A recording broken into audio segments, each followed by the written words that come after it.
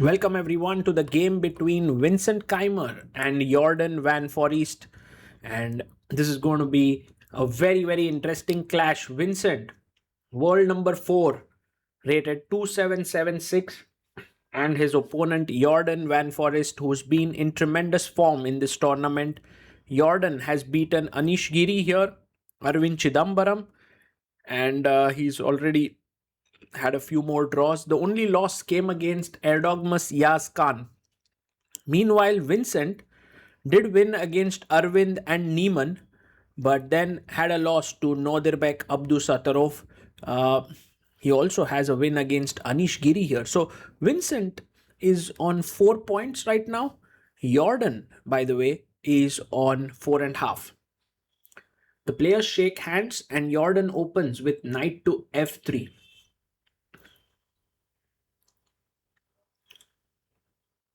And pawn moves to d5 for Vincent Keymer. Jorden plays pawn to d4. And we have, I guess, knight to f6 is the most common move, right? So knight f6 played. And now bishop to f4. The London system has been played by Jorden van Foreest. That's going to be very exciting. Pawn to e6 by Vincent Keymer.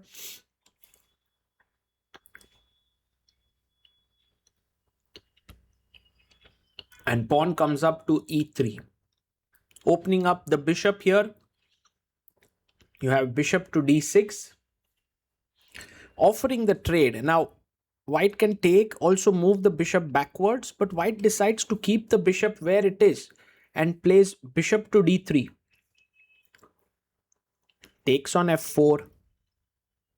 And the pawn structure is a bit ruined now. E takes f4. Queen comes up to d6, attacking the pawn on f4. What happens because of the pawn on f4 is that you get more control on the e5 square. So he plays pawn to b6 with the idea of getting the bishop out to a6.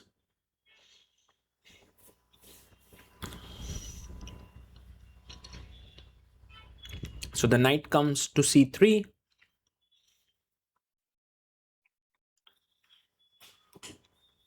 And here generally a6 could be played. He plays c5. That's a nice move. And you cannot now protect the d4 square with a pawn push. So h4 played. Now this is really modern chess for you. Black is playing in the center, but white finds time to play h4. Knight comes out to c6.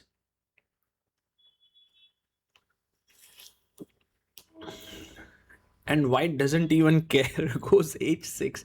Of course, the point is if you go here, there's knight to b5, attacking these two. So he goes bishop b7. Vincent doesn't even stop the pawn from moving forward. Maybe he could have played h6, but he didn't find it very important.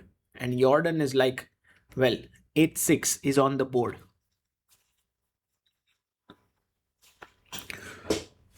And now Vincent Keymer needs to play g6. He plays his pawn to g6. And essentially what Vincent is saying is that I don't believe in your idea of h4, h5, h6. Bishop b5 now played, pinning the knight, also with the idea of knight e5.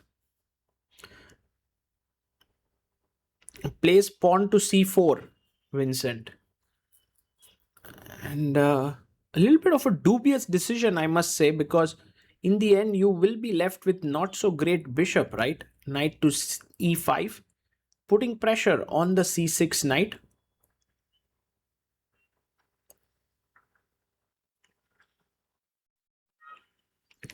And knight g8 played. Well, knight going back to g8 means that f6 is coming up to kick the knight away. And that one is a little bit of a weird move because, you know, Jorden simply long castles and says to Vincent that, you know, knight g8 does make sense, But can you afford such a move? Can you afford to be so slow that you can actually develop your knight, undevelop it, push the pawn with your king still on e8? That is not a great idea. I think this will be punished. And Jordan does punish it. Boom! Knight takes c4. What a move. Attacks the queen, takes the pawn, takes the knight, and now d5, opening up the center. Amazing. The other rook can join in to give a check. And look at Erwin Lamy there watching. Pawn takes pawn. And you still have to be precise because black would like to long castle now. If you give check, I can go king f8. So queen e3 check. This is an incredible move. Because if queen e7, there's queen h3, stopping long castle. And if you play f5, now knight takes d5, followed by rook he1, it's game over. So he goes king f8. King moves to f8. And now rook takes on d5.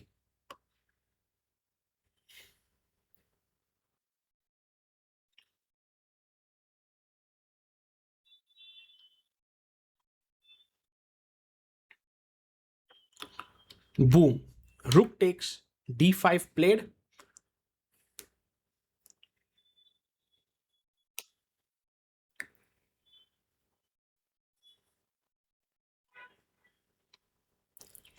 Queen comes back to e7.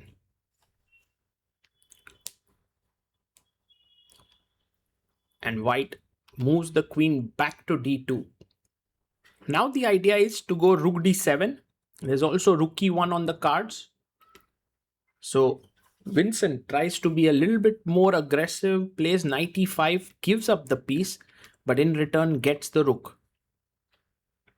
You can take with the knight. And the main point is that if queen takes pawn, there's queen b4 check, which is super dangerous. So he goes queen c5, attacking the bishop. Amazing move played by Jordan, threatening a check. If you play queen takes b5, I have check, king f7, e6, and that's game over. Look at how the pawn on h6 is also being used as an attacking unit. c3 played by Vincent. And now Jordan just comes in. Queen d7, threatening a mate in 1. Nothing less than that.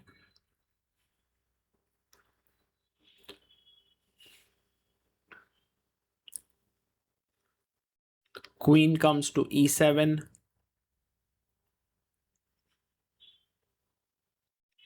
And now queen d5.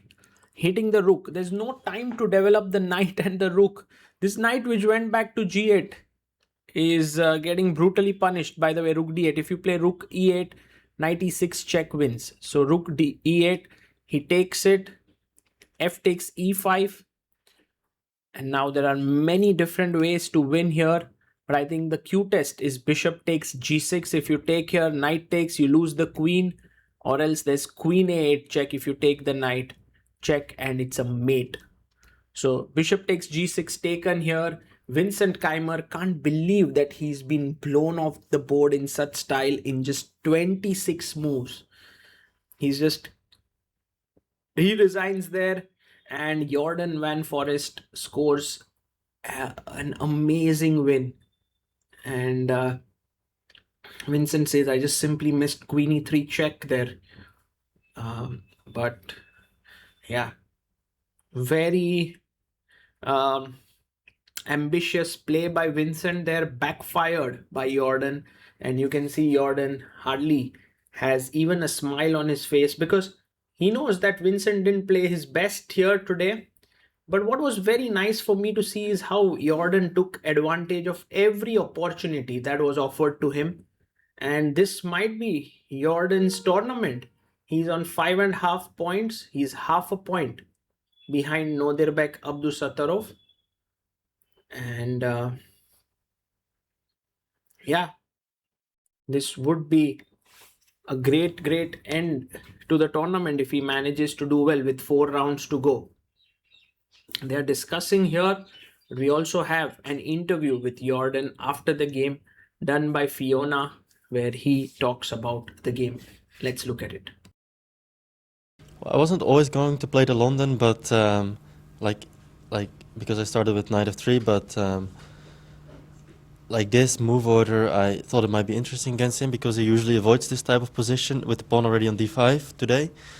So of course he has experience, and actually I used to play the London like I just told you before, like maybe 7-8 years ago or something, but these days it's very popular and like super analyzed, and okay, it has like this image like a boring opening, of course, but actually I had some nice wins with it back in the days, and also okay, some bad worse games, but I thought, Today why not? wasn't boring. No.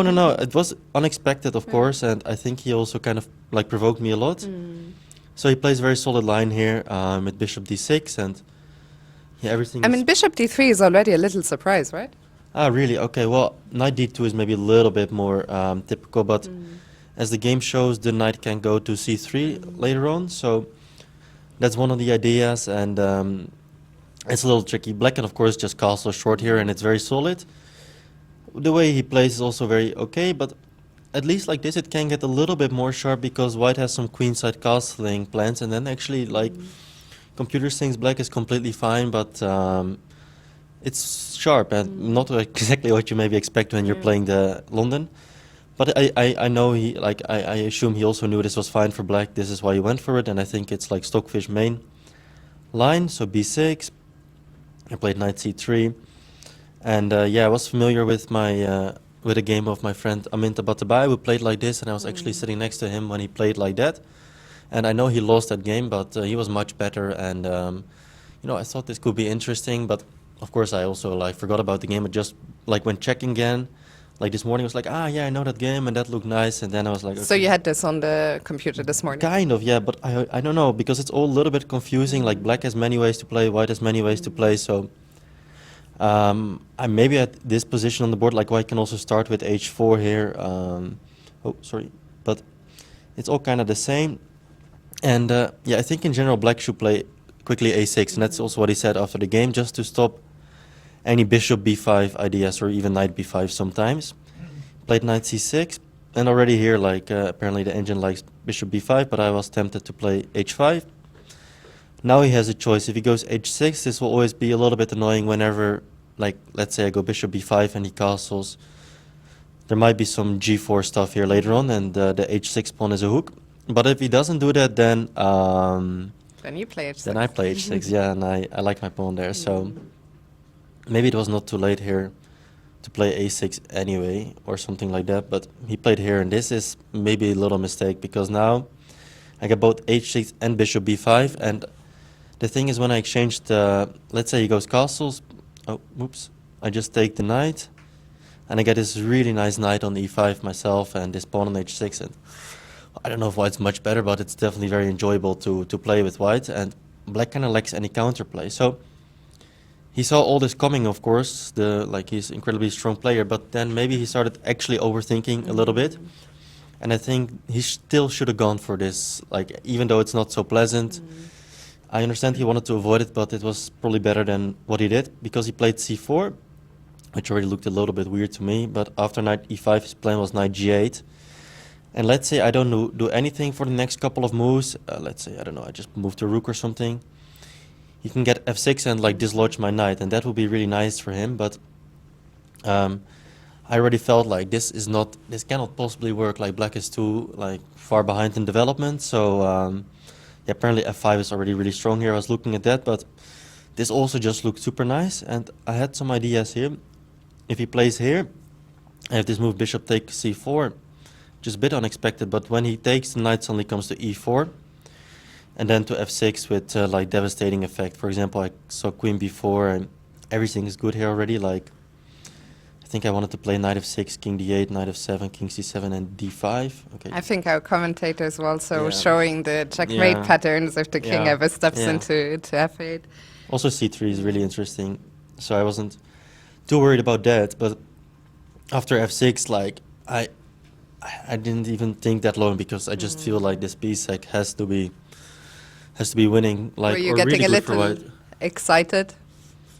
No, I don't know. Like I just thought like I should play objectively, and knight takes c4 looked good. I mean, I even thought like here I have many options. Also, knight takes d5 looks interesting to me. If he ever castles, I have this move knight takes b6. But then I started thinking here, and I noticed this move queen e3. And the point is, if he blocks with the queen, I just swing over to h3, and he cannot castle anymore. And rook is coming to h1, so that's basically yeah, just the end of it. And yeah, I mean, he went here, but now everything is kind of collapsing just for black. Like, there's no development. Pawn on h6 is really nice for white, and yeah, sometimes in classical chess you kind of overthink things, and I think if it would be a blitz game, he would just play like short castles, and he would be maybe a bit worse. But yeah, it happens a lot, and I think that he was a bit of a victim of that today. So the rest of the game, I don't know, it's not... Yeah, I mean, this was really the brilliant sequence of the game, right? And then conversion became easy once you found all of these moves. Yeah, I think so too, yeah. So rook is coming to d7 here, and it's basically game over, yeah.